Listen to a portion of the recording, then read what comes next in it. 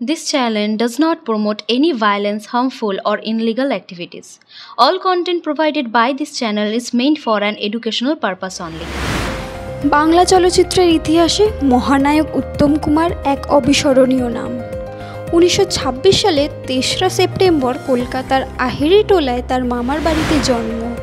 বাবা সাতকড়ি চট্টোপাধ্যায় ছিলেন metro cinema হলের একজন কর্মচারী এবং মা চপলা দেবী। নিম্ন মধ্যবিত্ত পরিবারে বেড়ে ওঠা উত্তম কুমারের শৈশবে উত্তম কুমারের উচ্চারণের সমস্যা ছিল, কিন্তু অদম্য ইচ্ছাশক্তি ও কঠোর অনুশীলনের মাধ্যমে তিনি তা কাটিয়ে উঠেছিলেন। চক্রবেড়িয়া হাই স্কুলে প্রাথমিক শিক্ষা গ্রহণ করার পর তিনি সাউথ সাবারবান স্কুল থেকে ম্যাট্রিক পাস করেন। ছাত্রাবস্থাতেই তিনি লুনার ক্লাব নামে একটি থিয়েটারে গ্রুপ তৈরি করেন। 5 বছর বয়সে রবীন্দ্রনাথ ঠাকুরের মুকুট নাটকে অভিনয় করে তিনি প্রথম মেডেল লাভ করেন, যা তার শিল্পী জীবনের প্রথম স্বীকৃতি ছিল।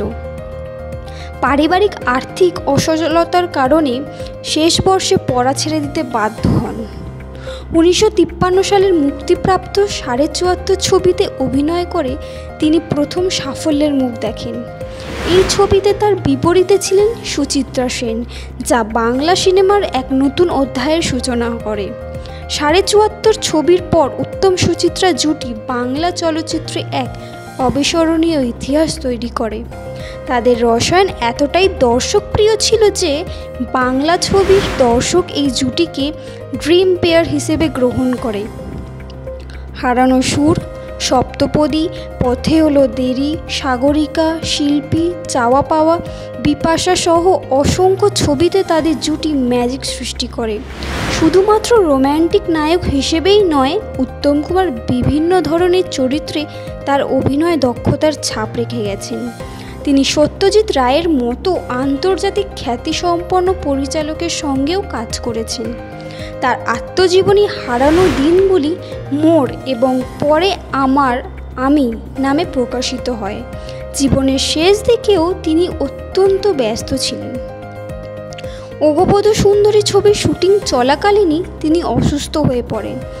1980 সালের 24শে জুলাই হৃদরোগে আক্রান্ত হয়ে মাত্র 53 বছর বয়সে তিনি শেষ নিঃশ্বাস ত্যাগ করেন। তার আকস্মিক মৃত্যু বাংলা চলচ্চিত্র জগতে এক অপূরণীয় শূন্যতা তৈরি করে। কলকাতার রাস্তায় সেদিন তার শেষ যাত্রায় নেমেছিল জনস্রোত, যা প্রমাণ করে বাঙালি দর্শকের মনে তিনি কি অসাধারণ জায়গা করে নিয়েছিলেন। আজও তাকে মহানায়ক হিসাবে স্মরণ করা হয় এবং তার অভিনয় ও অবদান বাংলা চলচ্চিত্রের ইতিহাসে স্বর্ণাক্ষরে লেখা আছে। সংবাদ শিরোনামের পক্ষ থেকে মহানায়ক উত্তম কুমারকে জানাই প্রণাম।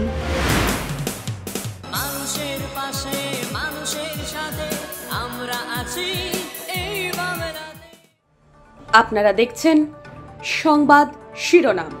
দেখলেন তো অনেক কিছু, এবার দেখুন নতুন কিছু।